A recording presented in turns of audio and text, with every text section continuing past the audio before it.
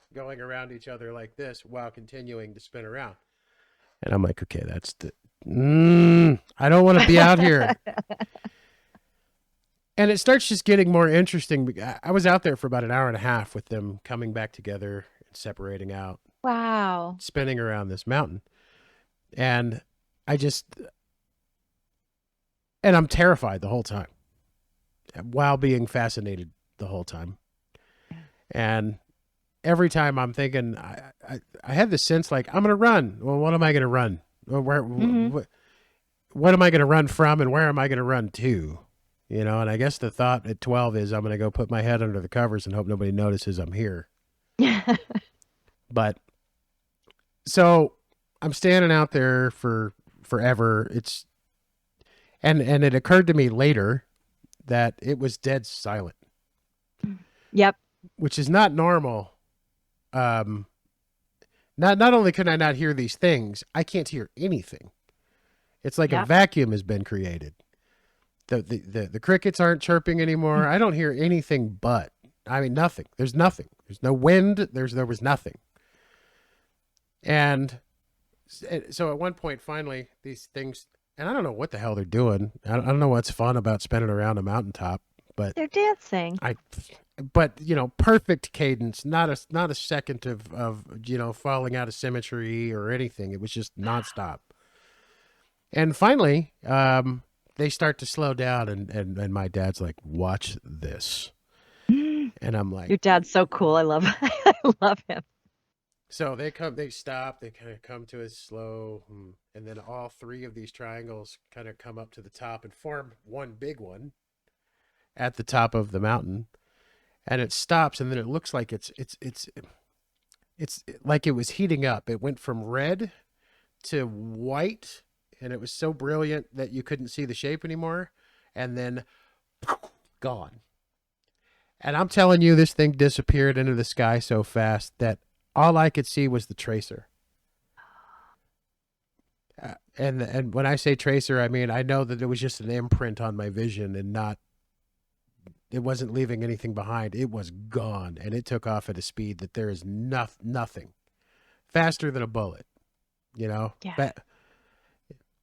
It was unbelievable. Now, this didn't happen one single time. This happened all the time for the next year until he passed away a year later in a car accident.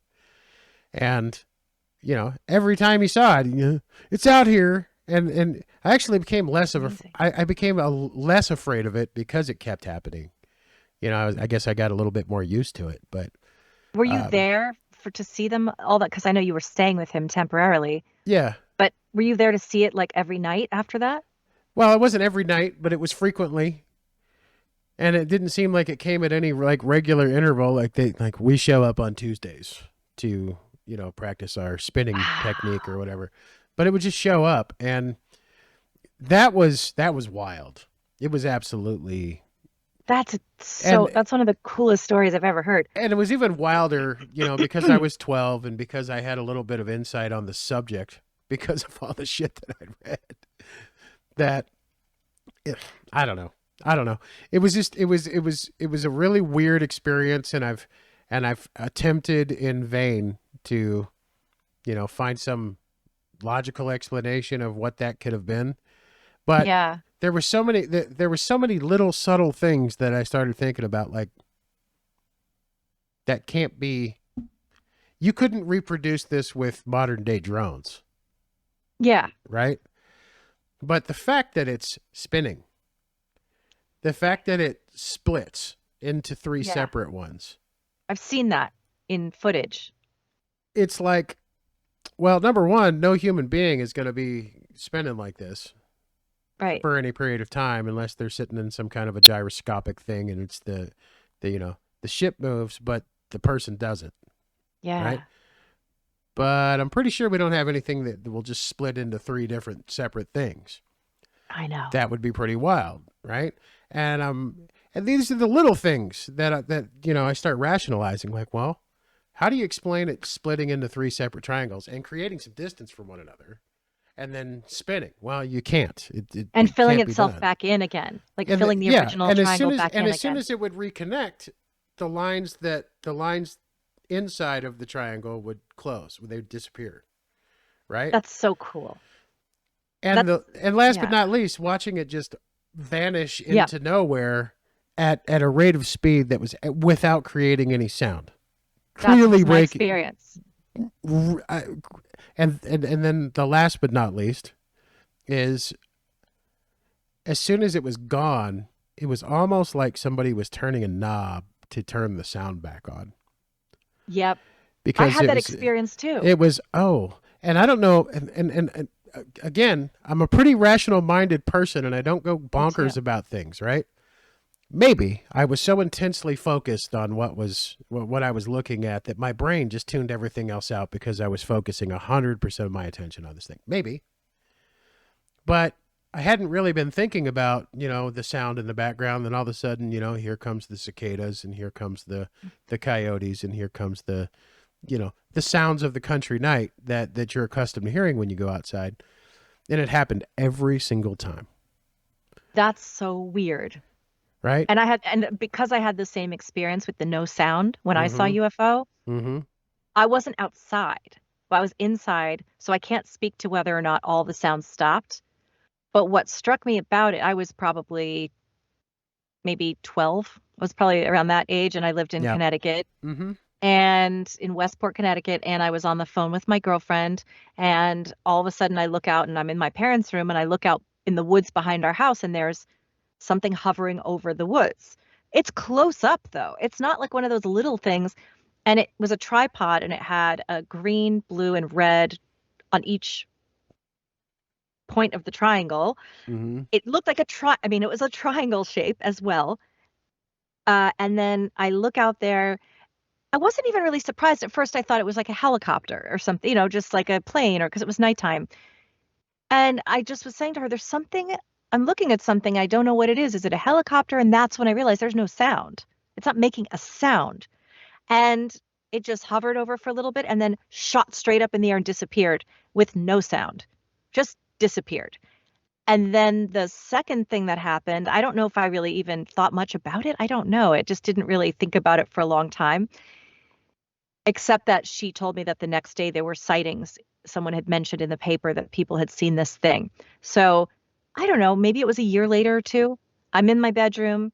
I'm about to go to sleep, so I turn off the light. And as soon as I turn the light off, a bright blue neon orb appears above my body, hovers there.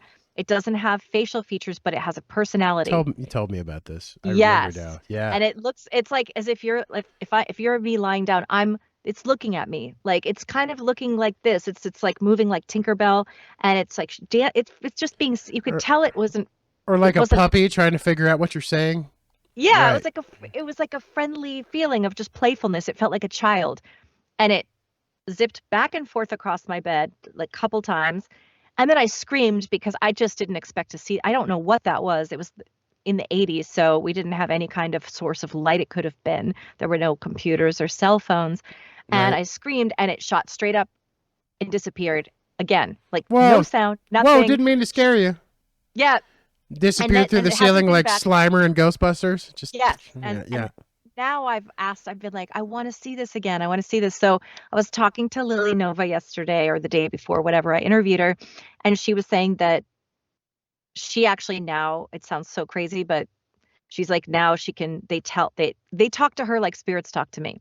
And she said, as soon as you told me that story, I heard them say Arcturians. It was the Arcturians. Apparently there's other star I got it. places. Oh, okay. Um, the synchronicity of things here is a little wild, Oh yeah, right? tell me. Um, and this person knows who I am. He knows who I'm talking about. Um, I it's the second time I've heard this description in the last week, Uh-huh. right? Um, this person refers to themselves as a starseed, right? Lily refers to herself as a starseed. Right.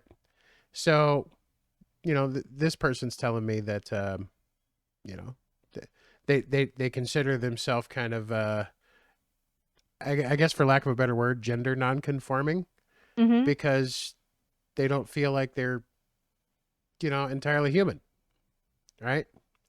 Interesting. And we talked about this actually for a little while, and my initial kind of reaction to that, as much as I attempt to be kind of natively reasonable, is okay. Explain that, right? Yeah, I would have had that reaction Help me explain that. too. I want to get it, right? Yeah. Show me. But and I'll just tell you, this person is transgender, right? Mm. And we had a long conversation about that, right? Because I've had some people on I've said some things on my channel about personal identity and it kind of being your business and not everybody else's business and stop and whatever. And if this person is okay with it, I'd actually like to share some of our conversation because it was meaningful and it was positive and whatever, right? But this person says, I asked them if I was referring to you with other people, what pronouns would you prefer that I use to describe you? Mm-hmm. And they said, well, I guess you could call me he or him, or you could call me she or they, or I don't care. And I thought, well, that's really adult and mature of you compared to what I'm accustomed to. This person lives in Europe and not here in the United States, where I think just culturally it's a little different, Yeah. Yeah, right? for sure. This person said, I really don't care what you call me. This is how I feel, and I respect that beyond belief, Yeah. Yeah, right? me too. Because I'm of the same mindset. If you want to misgender me and call me she all day long go for Mhm. it. I don't care at all. Yeah. Not in the slightest. You're not going to hurt my feelings, right? But when this person was kind of explaining to me how they feel about how they don't feel entirely human, my immediate response to that, mentally and emotionally and as a reasonable human being, is you might need some help, Mm-hmm. right? That's a kind of a wild thing to say. I'm not entirely human. Yeah. My soul was put in a human body, but I'm not human. That was kind of the sensation that I was getting out of this conversation. But as I continued talking to them, it was, no, this person is actually really, really rational. Mm-hmm. And it's I have this divergent thought process, but I'm not crazy. And that was everything that they said was perfectly reasonable. You Yeah. know, as a person who kind of demands that, right? You got to be able to explain it to me, because if you can't Mm-hmm. explain it to me, then I'm not going to believe you, right? Yeah, exactly. But when they explained it, I was, oh, all right, all right. I guess that makes sense. Cool. Yeah. And a star seed is somebody who's been reincarnated in a sense, Right.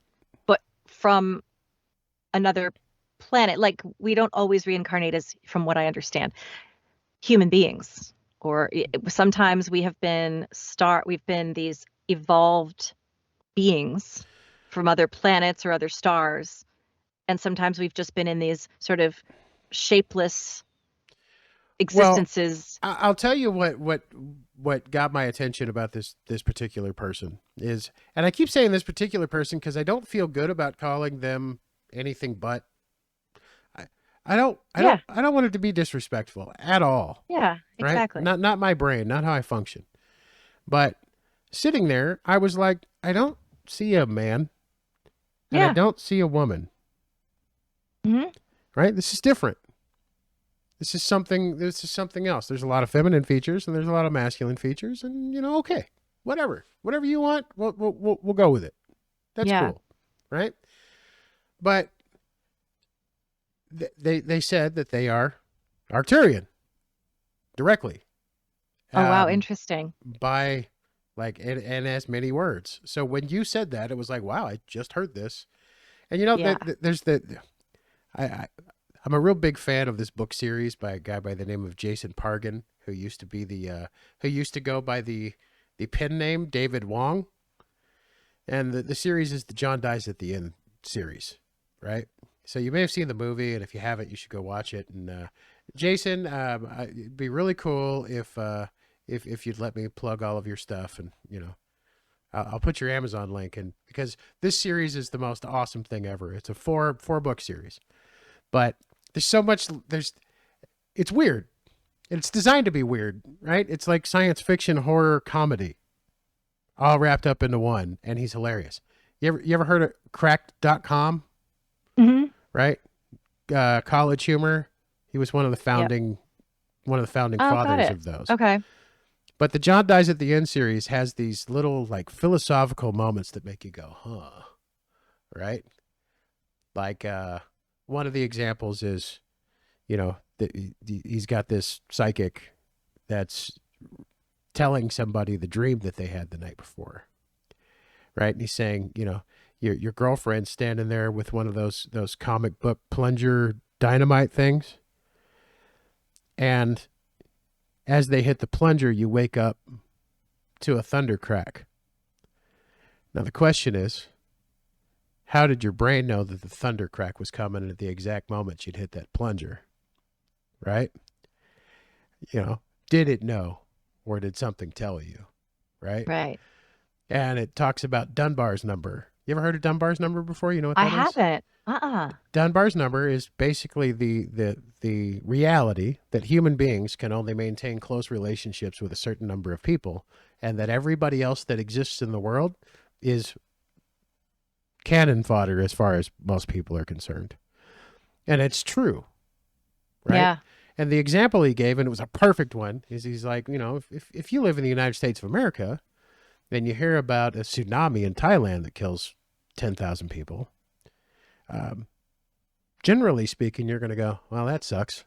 Yeah. And then move on about your day because you don't have any kind of attachment to those people. Mm-hmm. But if it happens, if 5 people, the next city over from you die, it affects you in a much different way because it's close, right? So, and I've learned so much just looking up stuff that I read in those books, because it's, again, reading even fiction teaches you something, right? Mm-hmm. But it's I don't even know where I was going with this. Go read the John Dies at the End series. I'm going to. It's the first one's called John Dies at the End. The second one's called What the Hell Did I Just Read? The third one is called This Book is Full of Spiders. And the fourth one is called If You're Reading This, You're in the Wrong Universe. That's cool. And they're all really Now I'm intrigued. purely entertaining, and it will both scare you and make you laugh hysterically, because he's absolutely insanely funny. So Yeah. All of that came from Arcturians, which now I started to wonder after talking with Lily. She said Arcturians often show themselves as bright blue orbs because when that they makes sense. come Yeah. through they have to compress their energy to come through the dimension. And it started to make me think about things too, because the concept is that these other beings, these interdimensional beings, they're just sort of crossing over into our dimension. Where there are all these dimensions, all these parallel dimensions. But then it made, and she said they want us specifically to see them, and they're friendly and they're all light and love, just like spirit. They're here because they care about us. She said we're like their children. They just want what's best for us. It's not, all this stuff would have sounded nuts to me, but let's just bear with me for a moment. She's like, they come here to help activate your DNA because apparently so much of our DNA isn't even used to its full potential, and our powers, like our powers, which I know because I was just a regular person who learned to do mediumship by learning how we interpret the unseen messages. It's in sensations, it's in feelings, it's in visions. It's a whole thing.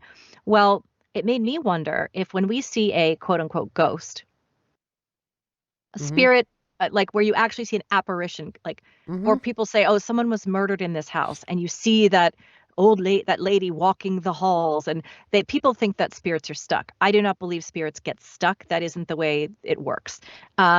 And but now I started to wonder, I wonder if that's more of, I'd love to hear your take, because your soul has crossed over. If this would feel right to you, that when we cross over, you'll find that there's either some people say there's no time. Some people say it is time, but it's just a different, it feels different. Mm-hmm. It spans longer. It's not linear time. So I wondered if you see a spirit, maybe it's just another soul living that life, like they're still alive in another world, in the sense that everything happens all at once. There's no past or future. So maybe they're walking those halls, and we're just seeing through the dimension briefly. Like it's not like they're dead.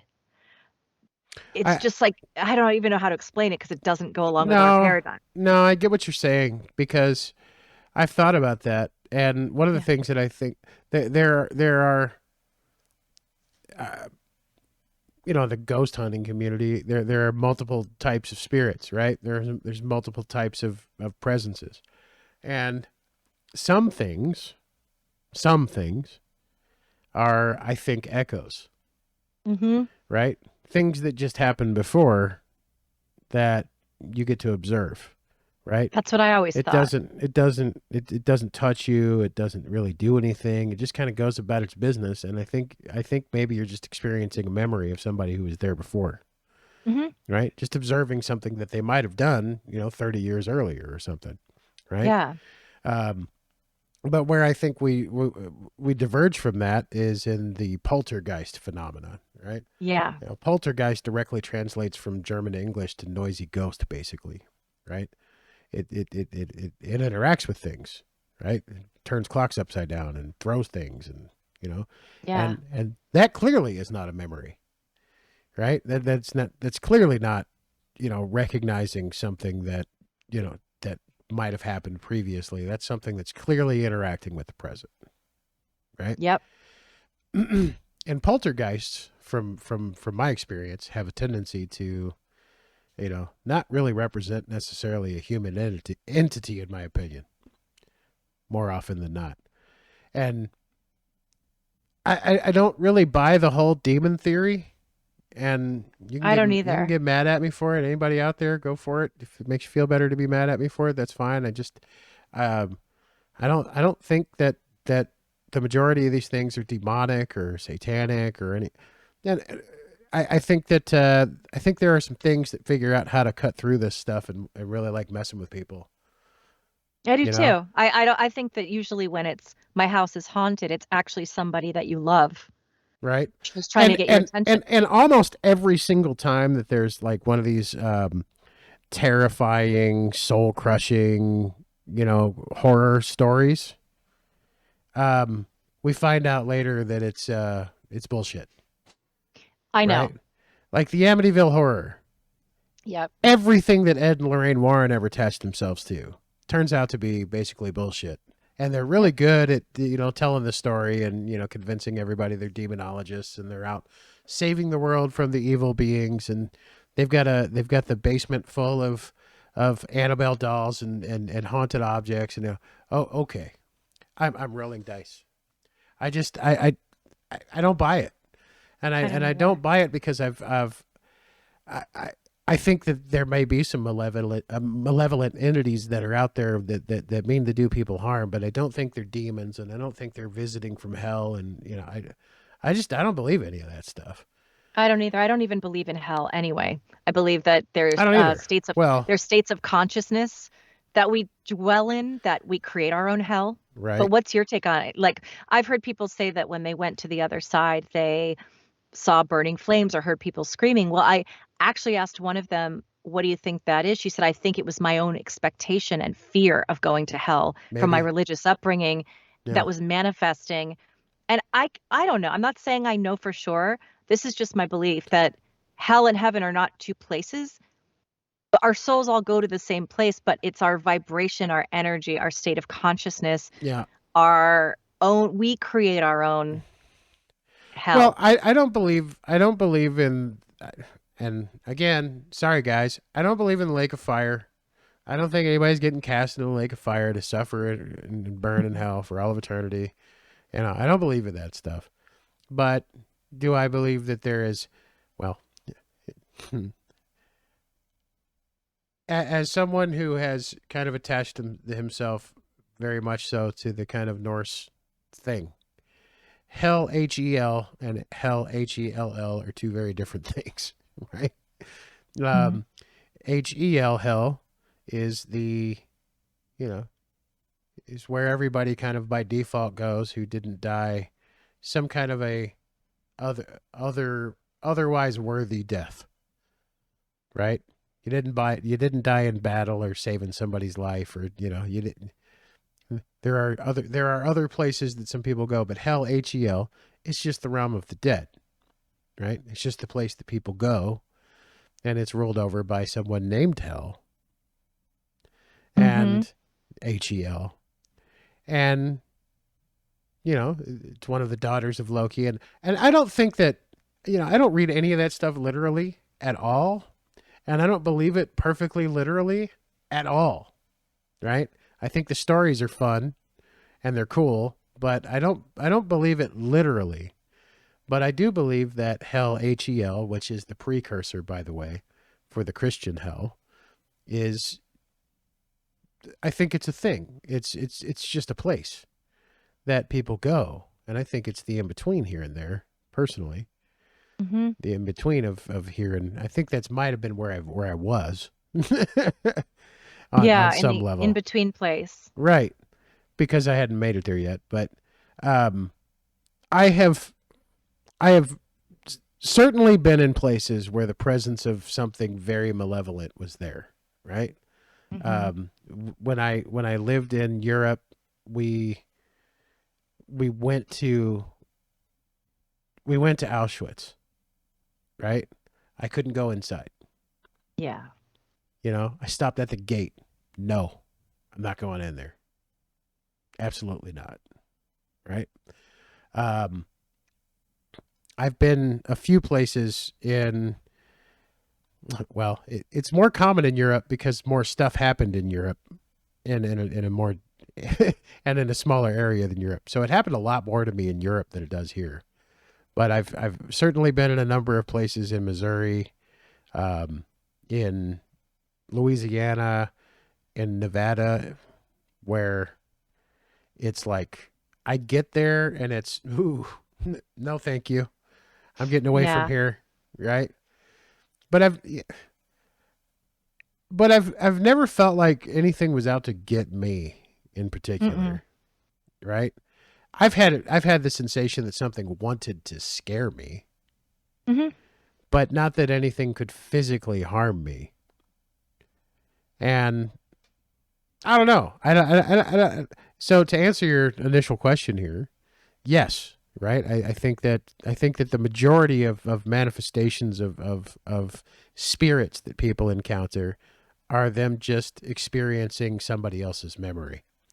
I do too, and that even the darkness, like I've also been a lot of mediums believe that when you have a dark feeling or a dark, it's because something dark happened there.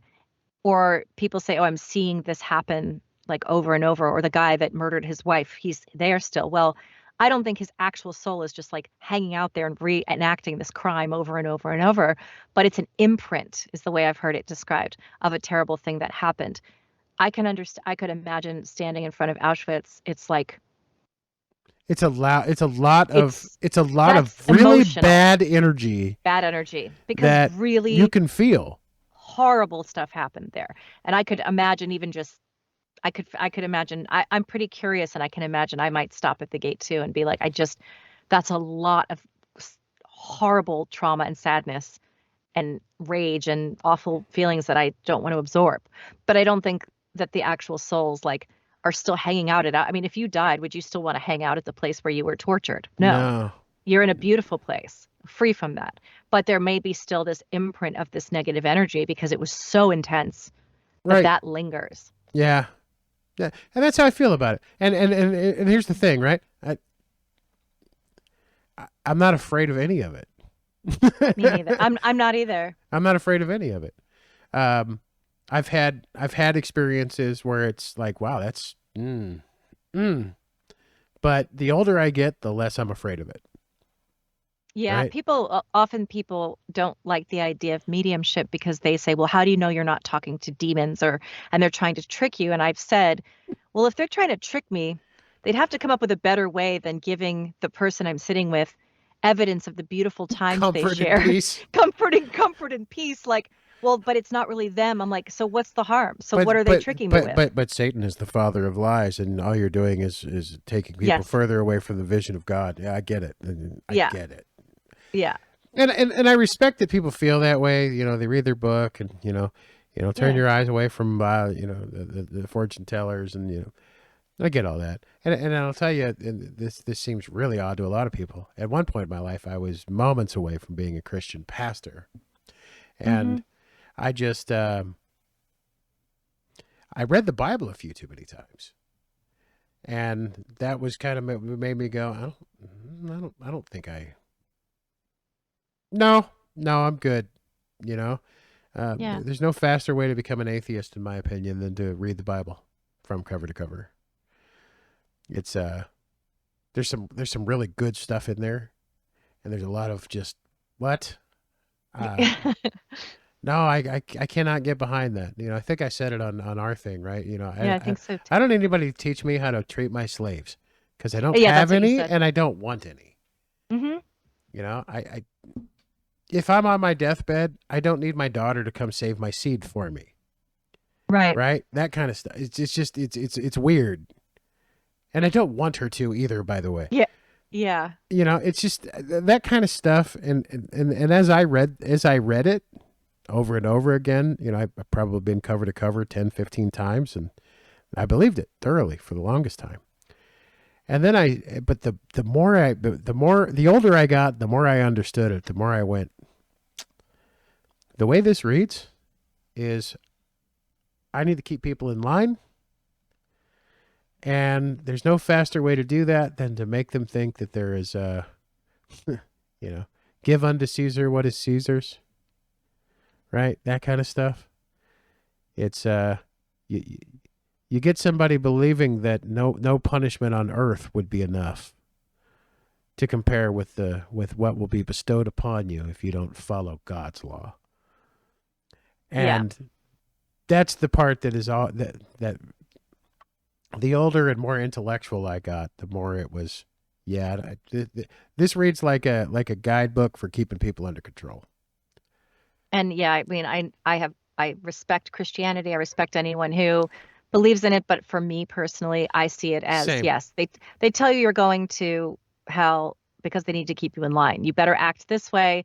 This is how you have to act, or you're going to hell. Yep. I don't believe that. I believe in God. I believe in Jesus. I believe that they are actual entity, like source energy, and I believe that Jesus is actually a really cool guy and possibly a medium. And I believe in his existence. I have many people who have had near death experiences and run into him, and they're like, he's funny, he's cool, he's like, don't worship me. I'm not to be put on a pedestal. I'm just he's like a spirit, right? Now, and so I believe that he probably exists in some form, but the fact is that God, the God I believe in, is all love. Mm-hmm. The God I believe in doesn't punish you for not knowing better, for being, why would he, like, I have a friend whose brother is schizophrenic and murdered their mother. Should he go to hell for murdering his mother because he's schizophrenic? He doesn't know better. He didn't know better. And so why would he be punished and sent to a fiery pit because he was mentally ill in this life? He didn't ask to be mentally ill. So there, I just don't believe that's how it works. I think people like Tom Selleck, the man with the mustache, he was mentally ill, made some, I'm not excusing it, I'm just saying, mentally ill, made horrible choices, power hungry, narcissist, all of the things. It just Me, dawned on me who the hell you're talking about. That's oh, crazy. I, yeah. I didn't catch on before. Oh, you did. Oh, I thought you were just, well, you made a good joke You anyway. It you was funny. you, you meant the little mustache. The little mustache, the Yeah, little got square it. All mustache, right. the little square mustache. The thing is that from what I understand, his life review would have been him having to experience all of the pain that he inflicted on everybody else so that he could feel what that feels like, and that he was given a choice. Do you want to grow as a soul and do better next time, or you can choose what you want, but I don't believe he went he was sent to hell. It's like, but he might have had to live in a little bit of a hell for a while he experienced what he needed to learn about how his actions affected not just the people directly, generations of people. And but that's just my belief. I know it might upset people because people want to believe that like Jeffrey Dahmer goes to hell. I just think Jeffrey Dahmer gets to have a life review where he really has to say, wow, this is what I did, and this is how it hurt people, and I won't do it again. I watched a thing with my wife the other day that I thought was really interesting, and it was this person describing that some human beings that exist on this planet are clearly NPCs, right? Mm-hmm. Non-player characters. Yep. And it was all born of this this idea that somebody talked about the voice in their head, right? The inner monologue, and somebody went, "What's that? What are you talking about?" And they're like, "Well, like when you think about something and you're about to articulate something, you kind of hear it in your head before you explain it, or you see a picture of what you're thinking about." And they're like, "What are you talking about? I don't have anything like that. What do you mean?" Right? And apparently there are a number of people that are wandering around on the planet right now that don't have an inner monologue, that just don't, they fly by wire. They're automatons. And That's so interesting. and I thought, it's a really interesting concept, right? If the point of being here is to experience something different, and it's at the end of the day a game anyway, right? Why wouldn't there be NPCs that are out here, throwing a monkey wrench in the works for entertainment? Oh my gosh, that's so true. Right? And yeah, So that's so interesting. I guess the question is does evil exist, or does the presence of what we perceive to be evil, is it just a plot twist in the game? Right? I like that. I don't know. And I come from a tremendous place of privilege in that degree, because Jeffrey Dahmer would not have had a chance, right? Mm-hmm. I would have been his last attempted murder, and I'm sure of it. So I don't fear, the serial killer. Yeah. Because most serial killers don't kill people with guns, and that's what it takes for me. You're gonna have to shoot me, because I won't stop, right? Yep. But I think the presence of serial killers is, particularly the serial killers that target women, it's interesting to see what entire communities go through to avoid being a potential target of one person. Communities of communities of 1 million people that will, all impose a curfew on themselves to protect themselves from one person, because they don't know who they are yet, right? Yeah. That's really. You think about it, it's weird. Yeah, that's crazy. For me, I'll put my gun on and I'll go anywhere, and I'm not scared. But I have to imagine, being a 120-pound woman, probably don't want to do that. Yeah. If you see me coming, in a dark alley at 2:00 in the morning, you're probably going to go somewhere. You're going to go, ooh, right? Because it's just default. And that's actually one of the things that I've thought about a lot lately, is how much of our current existence is the game being built for us, right? How much, because the whole simulation theory is interesting to me, right? They say that if you take you zoom in far enough on a human cell, it pixelates. Why? Why does it pixelate? Are we just such graphic dense beings made of a million, billions and billions of billions of polygons? Is that what's happening? Is that why all of this is so weird? And is the story being written, or are we writing it? Right? And I don't know. And it would actually kind of make sense, given the experience that I had. of being completely separated from any form of physicality at the time, that I was just uh, respawning. Right? it was Yeah. it was reboot, and I don't know. And it seems to me, and it occurs to me, that over the course of the last 20 years or so, uh, everything has changed so dramatically from every perspective that I could imagine, right? I mean, the concept of reality itself has been in question for the last 20 years or so, 22 years or so. You know, nothing is fact anymore. Everything is opinion. You can't trust anybody, and it wasn't always this way. Yeah. So the question that I have is, you know, is that stuff being injected into the game just for fun, right? Is Right. it the equivalent of having a cage of 10 chimpanzees, and every day you throw one banana in, Right. and let's see what they do, right? I don't know. I don't Yeah. know.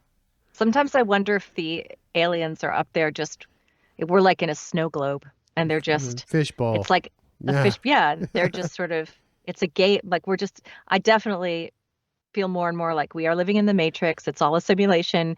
So I don't stress anymore. I have severe anxiety and have since I was a kid, just because I'm a highly sensitive person with a neurologically sensitive system. So I mean, I'll have an anxiety attack because you sent me an email, a friendly email at that. Just, oh, an email I have to address.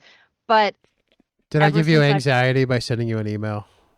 you personally did not. Okay, But sweet. sometimes there are emails where it's like, oh God, I have to respond to this. Or a text message like, I know I have to send them a response, but I just can't even think right now of one. And but the thing is that now that I understand that, like recently I went to Costa Rica and got up on top of the tower to do because I love zip lining, but I stood up on the very top and I was like, oh wow, this is a lot higher than I thought it was going to be. And I literally just said, turned around to the people behind me. I said, we're in the matrix. This is all a simulation. Go. There And is I no just, there is no spoon. there is no spoon. And I just wrote down, I went, it's all a simulation. And I'm just like, what's going to happen? Like, am I going to, if I fall thousands of feet to my death, it'll fine. But I realized that I was like, well, I'm not going to. I'm Well, not going to. I'm glad you didn't. I'm glad I didn't too. I'm It would glad have you been a didn't. cool way. I mean, if I had to go, it probably would have been maybe an interesting way to go. It might not have been as, I don't know, nestled in the Costa Rican jungle. I don't know, but I'm glad that I'm here and it was fun. What happened to Shannon? She fell to her death ziplining. Awesome. Awesome. She would Awesome. have loved that. It's She died cool. doing what she loved. Cool. You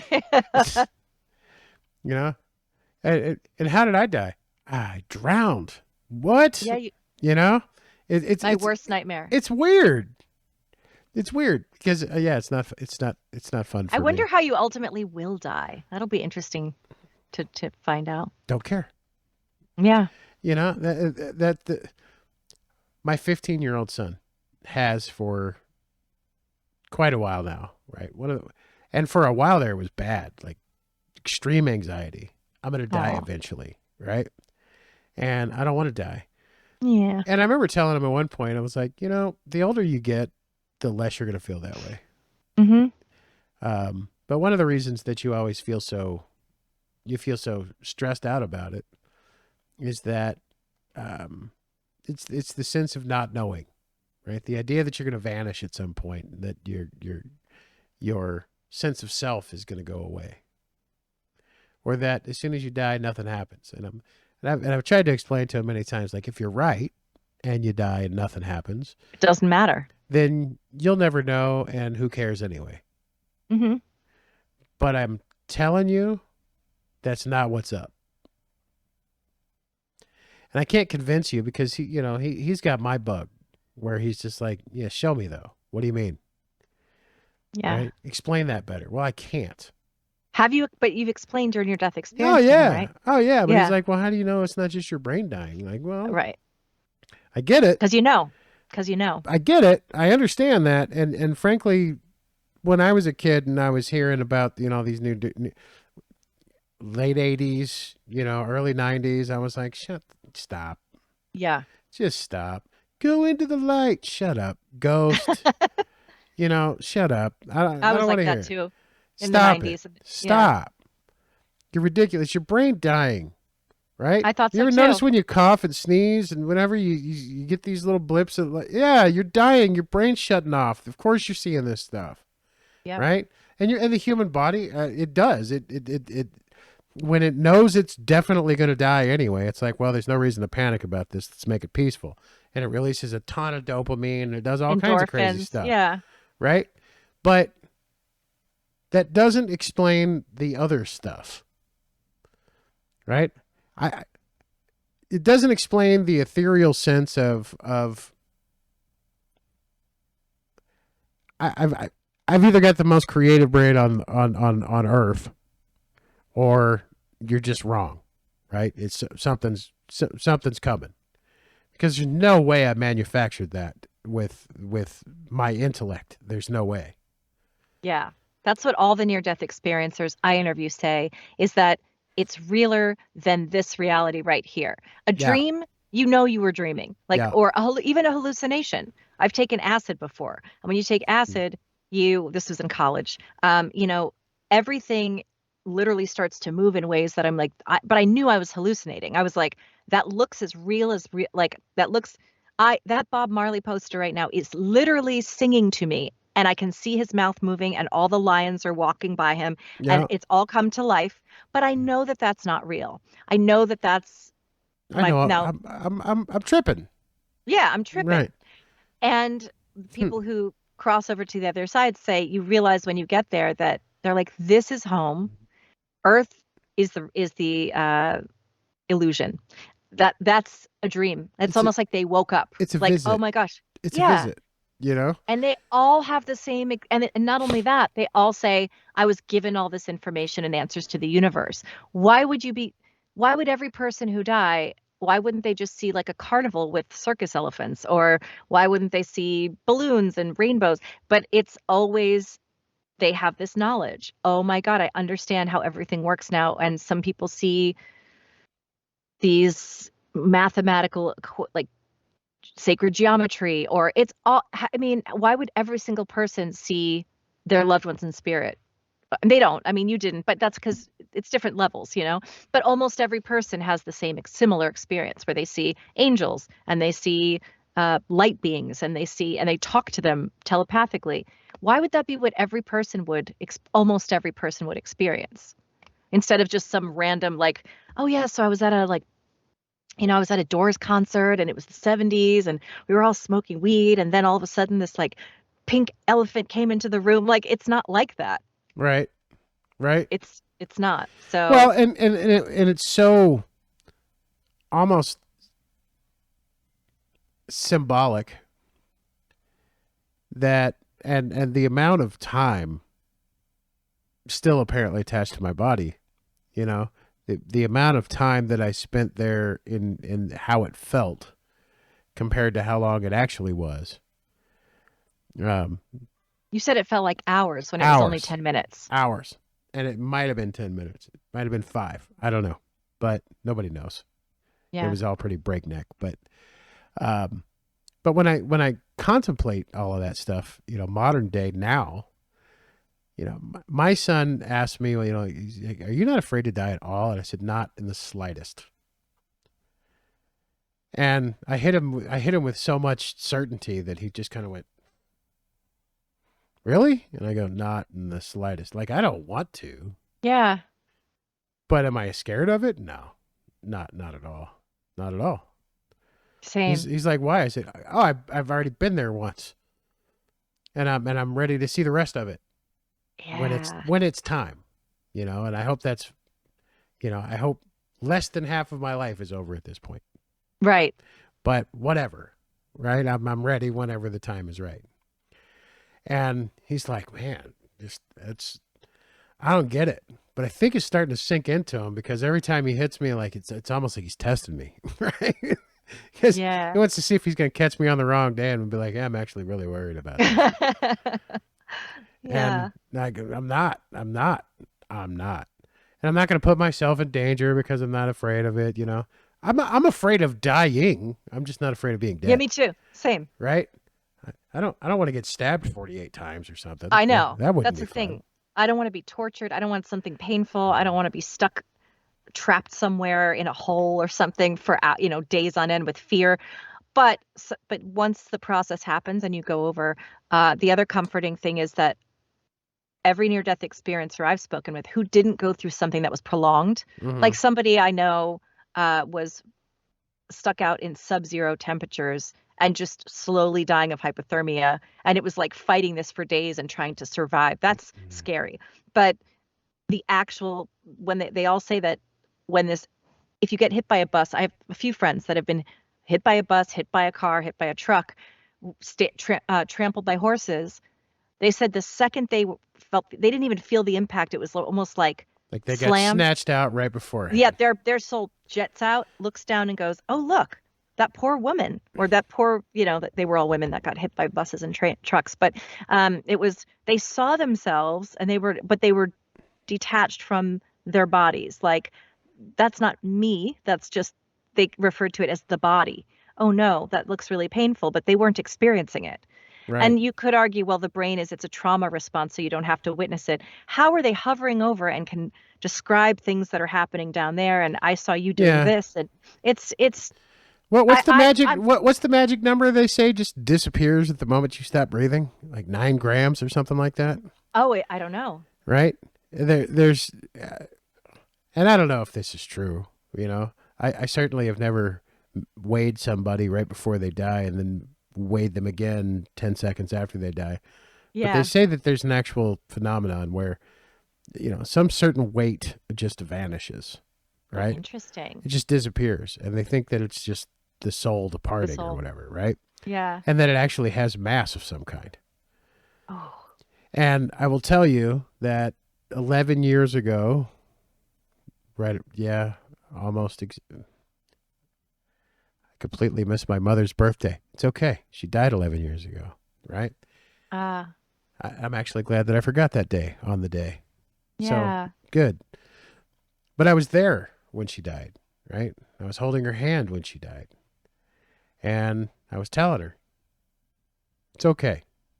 You can go. It's okay. Because it seemed like she was kind of hanging on, stressed out about, maybe people who hadn't come yet or whatever. But she was in agony. It's Yeah. awful, right? And, cancer sucks. Because when you watch somebody, I mean, there's a good thing about cancer is that it gives you some time to Mm-hmm. to talk about things and get through things. But the bad part is obviously it's agony, and it was just horrible. And I don't, there's no like greater manifestation of love, I guess, in my opinion, than to look at somebody and realize that you'd rather they were gone than rather they kept feeling the way they're feeling, right? Yep. So I'm holding her hand, and every breath she's breathing out like a scream from inside. Yeah. I don't even know how else to describe that, but and she's out of it at this point. There's she's not having a conversation anymore. She's just experiencing pain, and that's it. You know. And I rubbed her forehead and I said, "I love you, Mom, but you gotta go. Right? It's okay. Just go." And one breath later, she stopped breathing, and I looked at her and I just felt this sense of relief wash over me that was coursing through my hand, that what I was still holding her hand with. And it was not something happened. And it wasn't me afraid that, Mom's going now. There was some like massive release of energy I've heard that this. was just, ugh. And it was relief. And I felt her relief. You felt her energy, right? You felt her I energy. felt her relief. Now, Mm-hmm. I can go back in time a little bit further. When I was 18, my step grandfather, who was always grandpa to me, he was sick, always had been, never took great care of himself, but he was 75 years old, or thereabouts. And he was in the hospital dying. And they said, we don't think there's a whole lot we can do. We can just wait. And he was an interesting character. If there was ever an evil human being, it might have been him. Right? He was odd. Truly odd. And but he was my grandpa, and he taught me how to tell dirty jokes when I was like 8. You know, he was an interesting dude, to say the least. And sitting there in his hospital room, I'd been there for quite a while. They took him off of life support the day before. He had kept breathing with no readable heartbeat for 24 hours. Right? They're like, we don't even know why he's still kicking. Wow. We can't get a pulse. There's no blood pressure. We put him on the machine. He's dead. Right? But he just kept breathing. Wow. It was weird. So I've been laying there forever kind of thinking he's going to die any minute now. We thought he was going to die as soon as they took him off the life support, and he just kept kicking for a day. And I remember falling asleep at one point because he was just laying there not doing anything anyway. And the second that he died, I woke up, right? Instant, like, oh, wow, holy shit, right? Everything in the room changed. It was what just happened. I've been there for 2 people at the moment. Well, more than that. I've been there for 2 family members at the time of their death. And something definitely happens.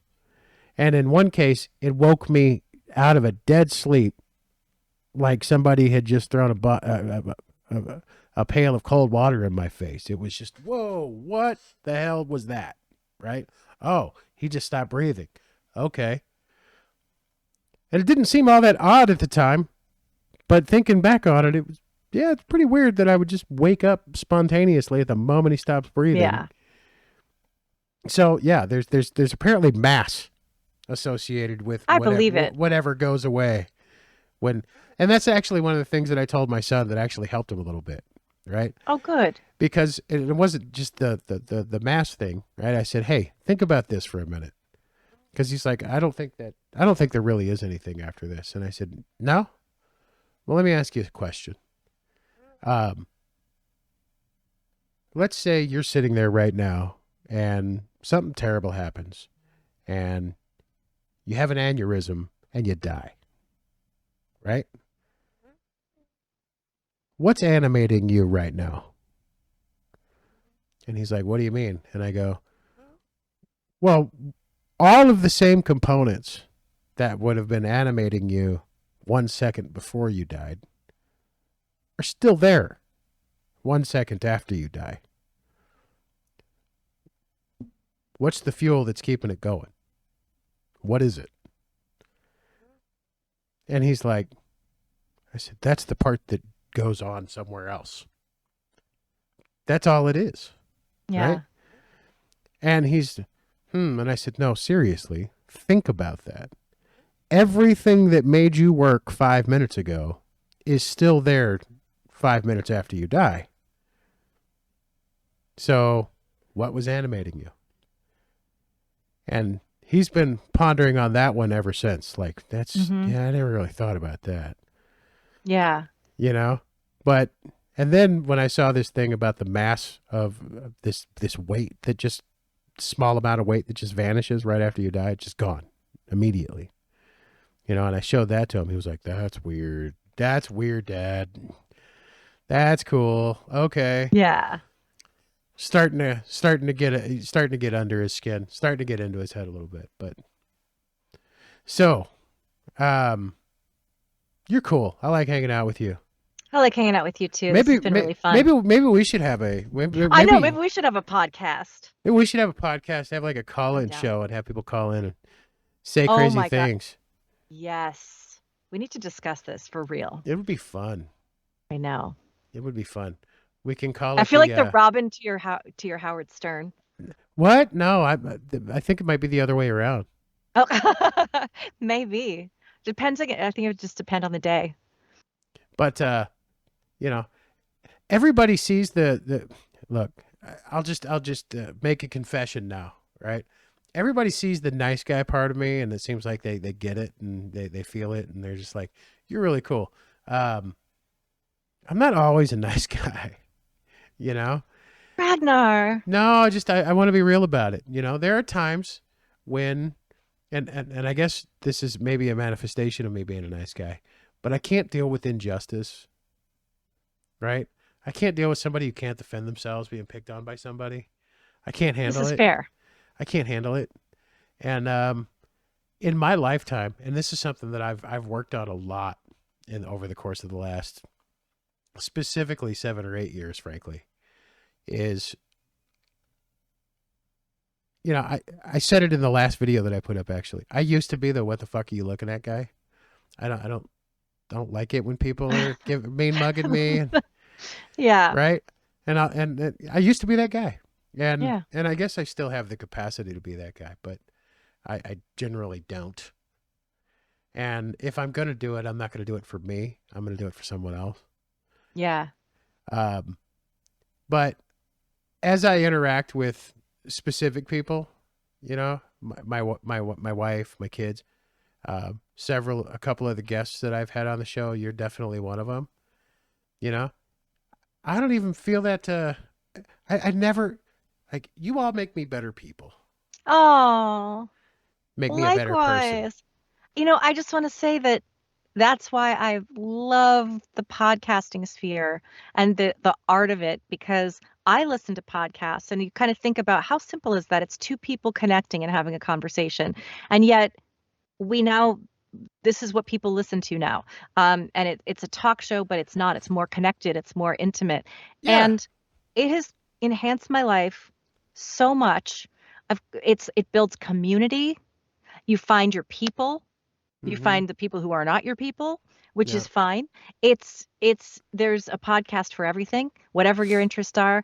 I think that this is, even though it may seem like everything we do is technological now, and maybe it's Yeah. replacing the intimacy of real connection. I don't even see that. I see it as bringing us together even more, because things like Facebook, would I still be in touch with my middle school friends? Uh, because I'm not calling them to be like, hi, remember in second grade when this happened? But it's a way of us connecting with the people that we share history with, we Right. share commonalities with. It helps us to find common ground, Yep. and it helps us have conversations that are thought provoking. And like you said, I'm always open to my mind being changed. I'm not saying I know this, I know that. I'm currently reading a book called The Jesus I Never Knew, because my neighbors are from Ethiopia. They're immigrants, and Right. they are very, very religious. And Yeah, they were they are. concerned. Yeah, they were Almost very, everybody from Ethiopia is very religious. They think that the yeah, Ark of the Covenant resides within Ethiopia.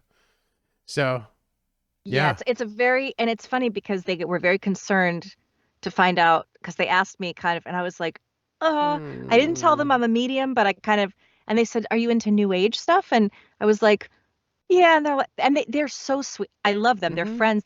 I just took a job through them. I love their kids. Their kids are like my kids.